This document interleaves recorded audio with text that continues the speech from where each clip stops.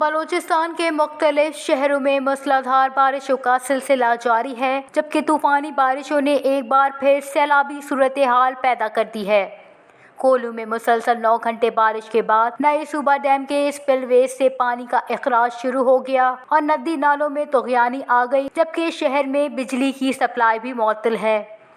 بولان ندی میں بھی طغیانی کی صورتحال ہے، جبکہ عارضی پنجرا پل بھی ریلے میں بہہ گیا۔ سندھ اور بلوچستان کو ملانے والی قومی شاہراہ یارو کازوے اور پنجرا پل کے مقام بھی بند ہیں اور ٹریفک معطل ہے۔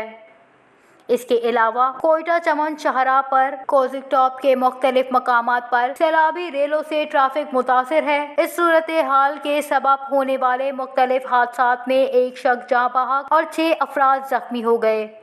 دوسری جانب چمن، کلات، سبی، سوراب، پلورالی، قلعہ عبداللہ، زیارت، قلعہ سیف اللہ، مسلم باغ سمیت مختلف اضلاع میں بھی بارش جاری ہے۔ کوہ سلیمان پہاڑی رینج میں موسلادھار بارش سے ندی نالوں میں طغیانی آ گئی، درجن سے زائد مکانات کو نقصان پہنچا، جبکہ چھت گرنے سے 5 افراد زخمی ہوئے۔ اس کے علاوہ قلعہ عبداللہ میں ندی میں بہہ کر ایک شخص جاں بحق ہو گیا۔ ہرنائی اور کوئٹہ کا بھی زمینی رابطہ معطل ہو گیا۔ شمال مشرقی اور مغربی بلوچستان بدستور مغربی سسٹم کے زیر اثر ہے۔ لیوی ذرائع کا کہنا ہے کہ چمن میں روغانی کے علاقے میں چھت گرنے سے 2 افراد زخمی ہو گئے، جبکہ قلعہ عبداللہ کی قندیل ندی میں ایک شخص ڈوب کر جاں بحق ہو گیا۔